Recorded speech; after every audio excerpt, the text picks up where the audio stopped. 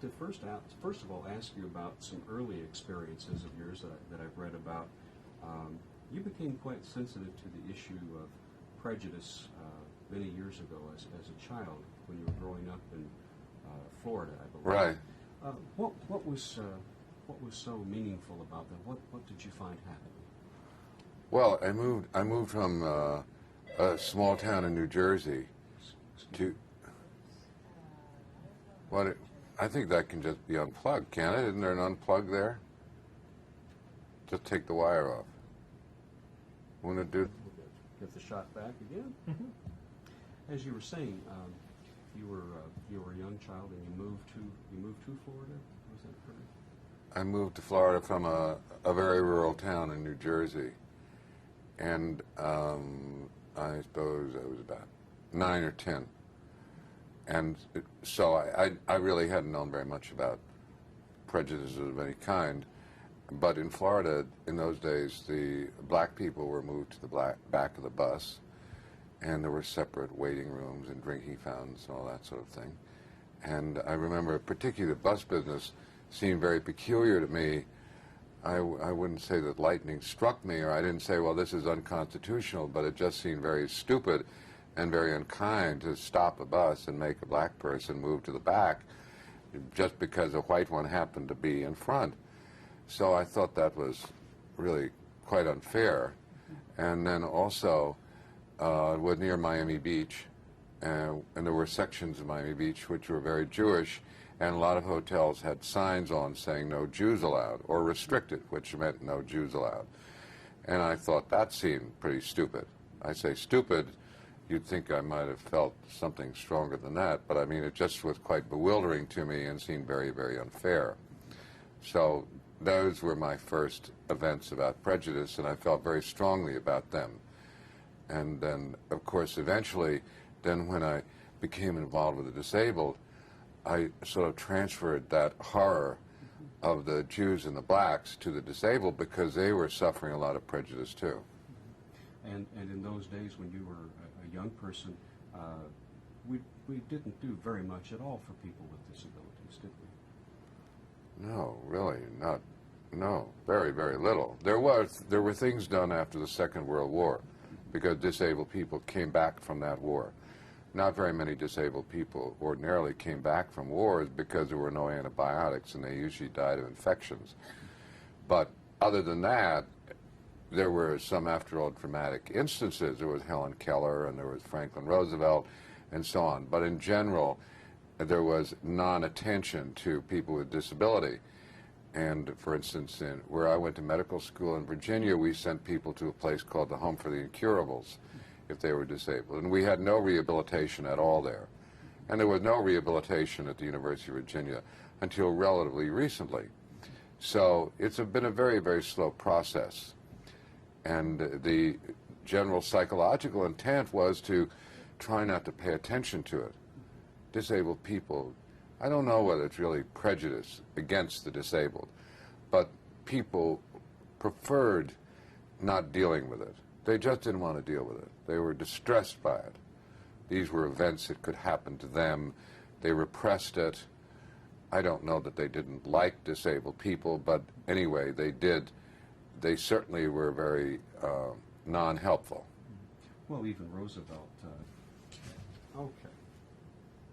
Got feedback? Mm-hmm. Well, as I started to say, even Roosevelt, even though we knew that he had polio, he never showed any symptoms of, he was never allowed to show any symptoms of disease in public because of the perceptions that people might have. Politically, it was very disadvantageous for him to be visible as what they called in those days a cripple.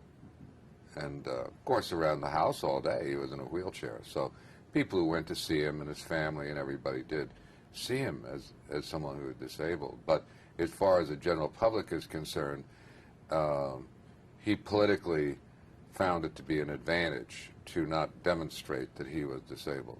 Mm-hmm. And in those days, it probably would have been a political disadvantage. Mm-hmm. What drew you to the field of medicine as a young man? Well, I lived in this little town in New Jersey. My mother was a widow, and I was about 6 when we got there, and we were very, very isolated. very isolated, about 7 or 8 miles from the nearest town. And we were kids in those days. Kids were sick all the time. And so we saw the doctor a lot. And they made house calls. You ever heard of a house call? Anyway, so it made house calls. So it turned out that probably the only male role model I had was a country doctor, a man named Abraham Garfinkel. And he was very compelling to me, you know, and it looked interesting. I thought it looked interesting, you know, and I thought it was, I don't know, it appealed to me. He helped us, and it looked as if he was having a nice time helping people, and I thought, well, it would be fun to help people, and he's a nice man. I'd sort of like to be like him.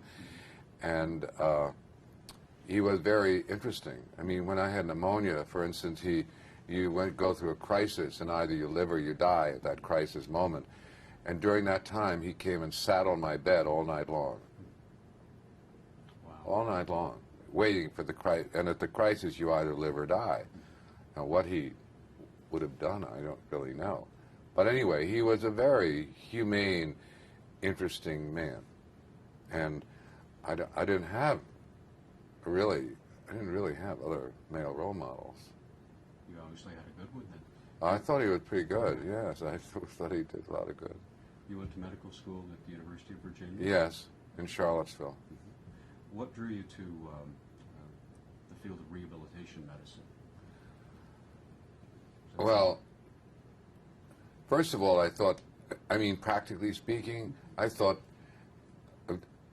out one summer I worked in a rehab setting in a hospital that did have rehabilitation, Columbia in New York.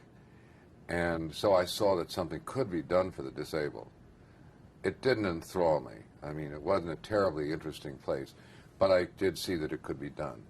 So then I went back to medical school and I interned and spent a couple of years with the Marine Corps, and I saw that nothing was being done for the disabled, and these things could be done. I also found out that almost anything you do in medicine is interesting. I mean, it's all interesting. It's all interesting. And so I thought, and then I had this sort of, whatever you want to call it, this political issue in the consideration of equality, you know, for everybody. I mean, you know, these constitutional things. I mean, the country was pieced together by, you know, people who were looking for a chance for equality. I mean, our ancestors were probably misfits somewhere else. Well, I mean, so looking for the right to express themselves. This group did not have that right. They were really pushed away. They did not have a right to participate in the high quality of life the country was developing, and that seemed unfair. So all of that sort of came together. I thought, well, it would be interesting, and I thought it would be good for the country, and I thought it would be good for them, and it would be an interesting practice. I also thought it would be ever-changing, and I rather like change. I thought it would be pioneering. And in my family, a lot of my family have been pioneers. I mean, they crossed the country, and one founded a medical school, one founded a hospital, one founded a seminary, and you know, they sat in the prairie and with no education did quite some amazing things. So that just runs in the family. I'm not taught, well, you must go out and be a pioneer, but it's in the air. So I thought that would be fun, you know. I thought it'd be fun and constructive. And I think it's appalling that the country does not allow full participation of everybody. I don't know what the hell's wrong. I mean, why not? This is what we're here for. This is what our ancestors came to accomplish. So then for our people to come here, and then the next people who get off the boat are told, well, I'm sorry, but you can't take part in it, is a little nuts. And for what reason? I mean, it doesn't make any sense. Hold the disabled away. Why in the world? I mean, you know, they're as smart and as interesting and can be as productive as anybody else, but you can say that about the blacks or in the old days Jews or Irish or anybody that was prejudiced against. The whole thing is crazy. And there's no need for it. And it's better for the country and it's better for everybody if they're involved in diversity. It's more interesting and more productive, actually, and is what we're here about. So anyway, all of that together made me think, well, this would be an interesting ever-changing, pioneering, diverse, and fun thing to do, and it has been. Well, no doubt about that. You were in New York for a few years after medical school, and you were getting the training in rehabilitation. Yeah, I had a residency and a fellowship with Dr. Howard Rusk, who was sort of the main man in the field at that time. What you were attracted to Chicago was 1963. Yes. What was going on in Chicago here at the very new? You mean at the Institute? Yes. Very small. Well, I was sort of struggling along. It wasn't an old warehouse down the street, and it had about 15 patients, and I thought they were doing a good job. When I came for the interview, I hadn't looked forward to going into this place, this old warehouse, and seeing it. But they were doing a good job, and they were nice people.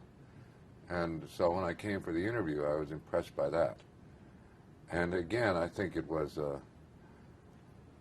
it had a vitality that goes with something that's new and semi-evangelical. I mean, there was a good ambiance about it and about the people. I could pick up on that. And so what was going on was treating just a few patients. Some very nice and very devoted people were treating very few patients, and it really hadn't progressed very far. But I thought it had a potential in some way. I had no idea that it had this potential. You know, I had no long-range plan. I thought I'd be here maybe 2 or 5 years or something like that, and enjoy treating the patients. I didn't plan to develop anything. What was the catalyst for change here? What started to grow this institution in that critical decade of the 60s? Well, part of it is a Chicago saga. I mean, you know, if they want it, they do it here. And this was a logical thing to do. It was just logical to do. I mean, I never had any, it hadn't been a very hard sell, really. It's logical, and I'm not shy about going out and suggesting that people could help. And, you know, it makes sense. Well, why it makes sense? First of all, in the 60s, you know, people were beginning to look at civil rights issues, not at the disabled initially, but, say, the issue of blacks. And so this sort of rode on the back of that. The country was beginning to say, well, you know, there are some people we're pushing aside who should not be pushed aside, and which is correct. And then, you know, the civil rights movement was mostly blacks. But the disabled, then people would say, well, you know, we're not doing right by the disabled either. It was slow, but anyway, that began to infiltrate. The other thing is that there were more disabled because people were beginning to be older, and older people are likely to get a disability, and then more people were saved after accidents, but they lived to have a disability. And the other thing that they found out that it wasn't economically sensible to just warehouse everybody. I mean, it's much better to get them independent and back at home and working. So those things encouraged the development. But then the fact that it was in Chicago, which is a very vital force, as you may know, you know, very pragmatic. They're very pragmatic here. They said, oh, yeah, that makes sense. So, you know, we should do that. We should do that. So, you know, that's what they did. We went from that warehouse to this building. It cost $24 million. It seemed like a mad scheme. I'd think, what in the world are we doing here? But they paid, the people in Chicago paid for this in 2 years, which just is sort of a concrete example of what can happen in the city, which is extraordinarily dynamic. It's not the only forceful city in the country, but it's unusually forceful. When they decide upon something, they just go to it, and they like, as Burnham said, big plans. They're not afraid if you say it's a big plan. They think that's pretty good. And if it's a big and useful plan, they want it in Chicago. Very chauvinistic. It's a Chicago saga, really. I've noticed in dealing with other stories in this town, it has a lot of the aspects of a small town because you can pick up the phone and call somebody and get something done. It's a very, as you said, very practical, pragmatic town. Right. Yes. And even more so before, because now a lot of businesses are owned outside of the city and so on. But in those days, I mean, I'll exaggerate a bit, but if you ran into, say, let's face it, it's run by business, and then, of course, the mayors. But in those days, if you knew 4 or 5 main businessmen, you were scot-free, because they'd introduce you to whomever you needed, and they had a mindset that they should do that this is something Chicago needs, I should work on it. Now, these in those days were mostly business leader owners and so on. And so you could, maybe there were 5 or 10, but you could name them. You knew who they were. They'd been in their businesses a long time, and they were likely to own the businesses. And they were a power, big-time power. As I say, it's a little different now because the turnover of CEOs is greater. It's a different structure, but it still works. In your speech to the Academy, you talked about people finding the political willpower to do this as well, and it was you had people from the community, from the business sector. You had the politicians who were willing to help. How did that all come together?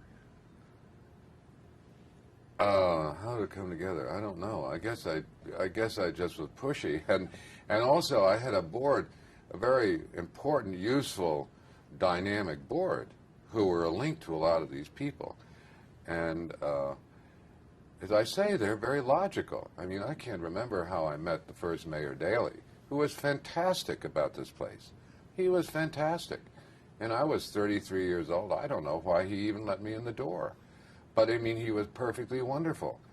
And so he was just, as I say, it was just practical. I said, well, maybe we should cut the curbs for the wheelchairs. And he said, well, I don't know much about that. Tell me about that. And so I told him it's about 5 minutes of talk. And he said, okay, let's do it. Sounds sensible to me. I said, do what? He said, well, we'll cut the curbs. So, you know, and a lot of people just operated like that. They dealt with just plain logic of what the citizens needed. And so then how you melded together, they were melded together anyway. I mean, the politics and the private sector were very intimate anyway. And so in some ways I could catalyze that. I mean, I was aware that melding them together was a good idea. And the Mayor Daley attended to me a lot and to the Institute. I mean, he'd invited to everything. And he'd call me up and say, now I'm going to sit you next to so-and-so. Now, this is why I'm doing this. This is someone who can help you. That sort of thing. So I knew that the business and political community were merged and significant to each other and catalytic to each other. And I knew to take advantage of that. And so I didn't think it was very hard. I mean, except it became a little time-consuming. But it was not a hard sell, really. I think it just makes sense. That's all. And I guess they thought so, too. And at the same time, you're attracting and developing excellent staff here who are leaders in their field and excellence. Oh, they're wonderful. They've been wonderful. I mean, they're the most marvelous people to have worked with. And they were mavericks, a lot of mavericks. They've not been ordinary people here, particularly. A lot of mavericks. And they go to work, and I was inclined to give people a chance. I wasn't afraid to do that. I wasn't afraid to take people and let them take a risk. I thought that's the way they were going to learn. Mostly people were young. When we started out, we were all young. I mean, I was 33. And when I left as president here, all my executives were under 37. So I've been used to dealing with young people and giving them a chance. And, you know, I've had some real losers, but very few. But in general, they've had a real feel for this thing. And it's been immensely exciting. And then they can reproduce that out in the community, which can help with the issues of prejudice about the disabled. And so, you know, it just builds on itself. And I think the most unique thing about the Institute is that it's had an impact in community thinking and breadth and quality of life things and arts and sports and attitude and all that sort of thing. I mean, there are other good places that can give physical therapy. But the breadth that's been able to be accomplished here through these very dynamic people who've grown up here and with the community has been something. And then we train a lot of people. So I train a lot of people who now are heads of big centers other places, department chairman other places, and have gone all over the country. I think we train more people than anybody. Everybody couldn't come here to be treated, but we sent people out so they could treat them, you know, in their own hometowns. Kind of a missionary zeal to the work. I suppose so. I mean, I've been very, very passionate about it. Why not? I mean, it's interesting, and it's sensible. It's very clear cut to me. It's a very, very sensible thing to do. We're all going to be disabled. Let's not kid ourselves. So, I mean, it has a lot to say about what life is. I mean, life is, I think, just lovely. But, I mean, you know, something always happens. And something is always going to happen physically, unless you just happen to drop dead. And this is just part of living. I would like people to understand that. And that perhaps our attitudes and our points of view and our rehabilitation can be helpful in seeing people through those times, so they don't think, oh, well, this is the end of the world. This has never happened to anybody. Well, it's something that's going to happen to everybody. I mean, so it touches on the ways people should try to figure out the way life is and the way their life is going to be. I mean, I'm no world philosopher, but there's something in here that people can learn about for their own lives and for their own families. And yeah, it's missionary zeal, I suppose. And I have missionaries in my family too. You know, they're a pretty pushy family. You have also been involved in addition to the work here, you've worked on issues like the Americans with Disabilities Act to try to get that into legislation so that it becomes the law of the land. Tell me about that experience. Well, you know, really, it's very nice to say about the ADA. The ADA was really done mostly by disabled people themselves. It is true, I was very, very strongly in favor of it. And I supported them from the beginning when disabled people began to say, well, you know, things aren't right for us, we're going to do something about it, we're going to take over the government, and we're going to put through laws. I said, fine, that's great, you know. And when they began to walk in the streets, you know, and shout and yell and carry posters, I thought, great. Some people said, oh my God. Someone called me one time and said, their phrase was, your people are in the state of Illinois building and they're disrupting things. I said, great. He said, can't you do something about this? I said, well, of course I can do something about it. I think they should stay there and keep at it. So, I mean, that's the American way, right? I mean, they weren't hurting or killing anybody or bombing cars. So I was in favor of that, and I did what I could. But it was disabled people themselves who raised their voices and did the paperwork and everything else. So as I saw politicians and so on, it is true, I spoke strongly in favor of it. I think you said at the Academy that you were honored that they allowed you to be part of the movement. Yeah, right. Yes, I'm very honored by that. I'm very honored by that. And yeah, I like that. I like that. That makes me, that's very fulfilling to me, you know, that they will, that's true. I said that, did I? Yes, you did. Well, anyway, that's true. I mean, I think, yeah, that's true. I mean, I don't mean to diminish any honor anybody wanted to give, but I think the best honor I ever got was from a little group of disabled people over on the West Side who had gathered together to look at issues of what disability people should do themselves about things. Anyway, so there they were meeting in these grim little motels over on the West Side, and I used to go, and they said, well, you can come if you don't say anything, because this is just for disabled people. So anyway, they gave me an award. Well, I thought that was wonderful. That's the best award I ever got from those people. And I'm on some boards where I'm the only supposedly non-disabled person. Who knows whether I'm disabled or not? Some people would find some disability somewhere. But anyway, where I'm the only non-disabled person there. And yeah, sure, I'm very honored by that. Very, very much, more than anything. You have seen in your own career and in the careers of those around you some marvelous advances through technology, through improved knowledge of human physiology. What do you think holds the best promise for your field of medicine? And you've had a wonderful career over the last 40 years. What do you think will make the big difference in the next 40 years for the next generation of people? Oh, I think probably neurological research will develop. I personally think that I don't know whether spinal cord injury will be cured quickly, but I think there will be advances in the ability to improve neurological function and maybe cure for various neurological diseases. I think there's going to be more understanding of prevention in relation to stroke and things like that.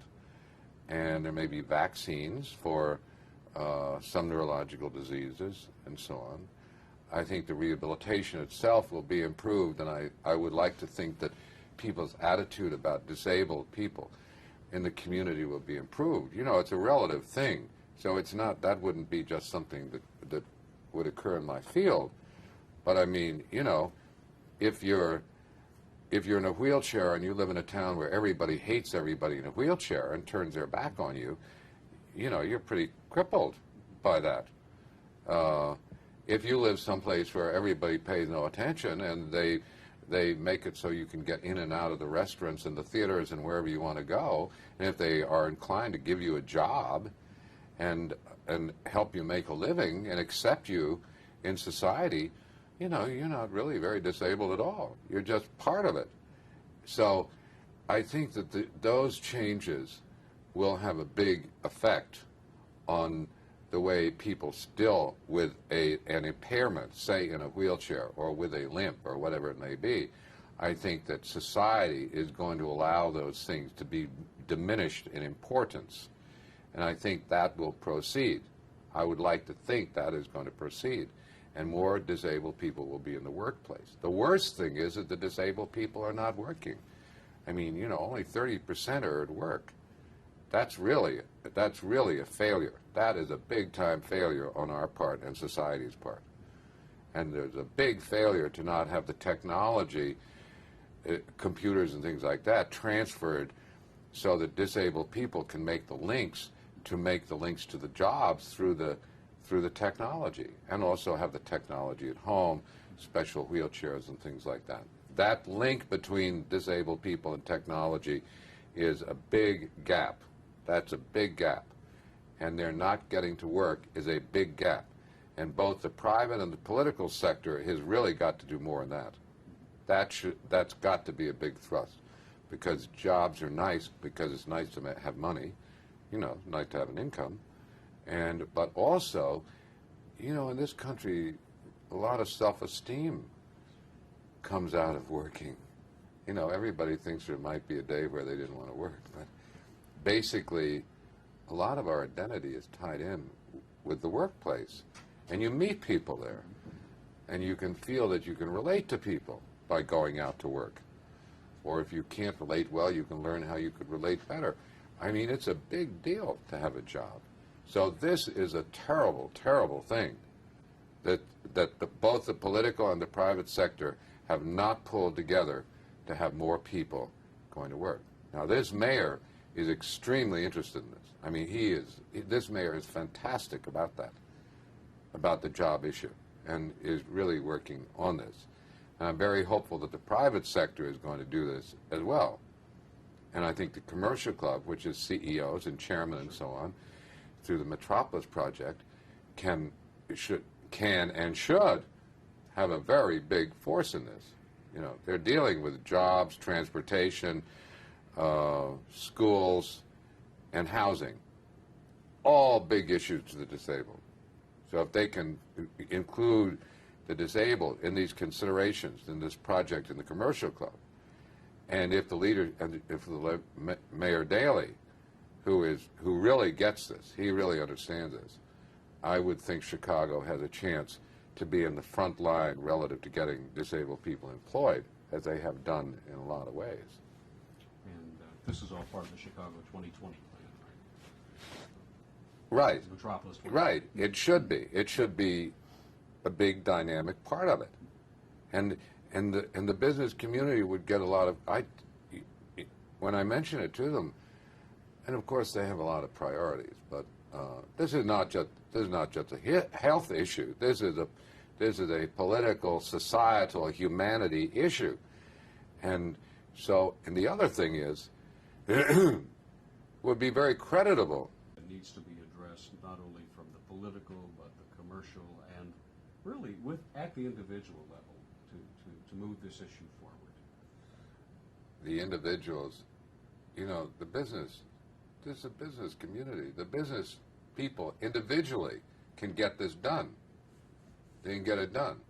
But they do have a lot of things to do in their lives. I mean, big businessmen are they've got a lot of considerations. But this is something they're going to have to deal with sometime anyway. The legislation is there.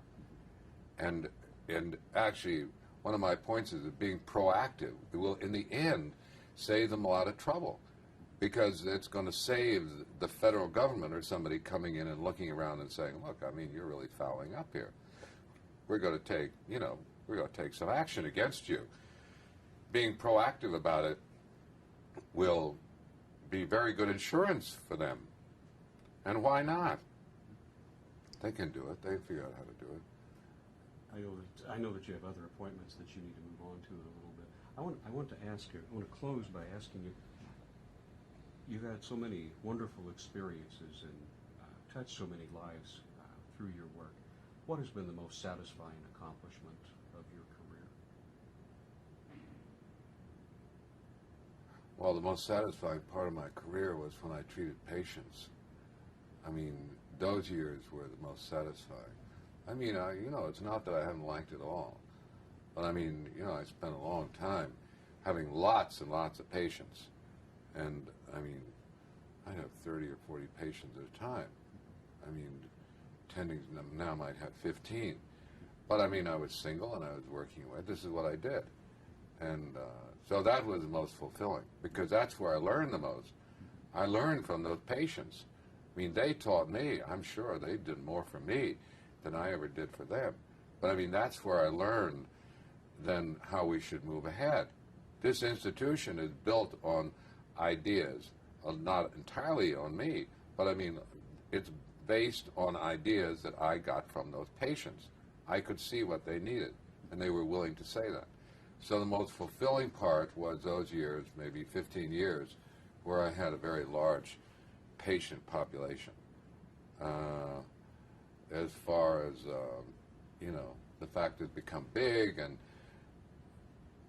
well recognized, that's very nice, because that's a means to an end, and it's fulfilling, and it's terribly fulfilling to me to see people come along, and really do well in this, to see people that we've trained and people who stuck around and see them be productive and do well, It really, in a way, get more of a surge out of seeing somebody around you do well than you think you've done well yourself. You get a big kick out of looking at somebody and thinking, my God, they've really done better. They might have done better. They might have done better than I could have.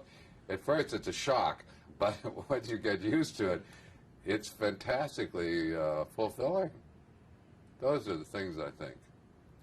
But mostly it's the patients and hearing from them, and seeing the disabled out really in the world, and speaking up in eloquently enough and loud enough that people listen to them. Sometimes they're forced to listen to them, but anyway, they got to listen to them, and they will listen to them. It's a good idea for them to listen to them. I agree. Is there anything I've missed that you would like to add?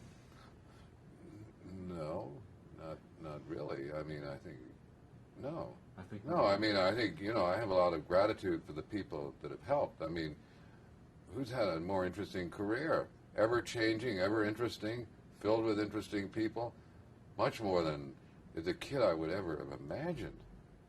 I mean, it's really quite extraordinary. I'm quite in awe of having had the chance to go through this.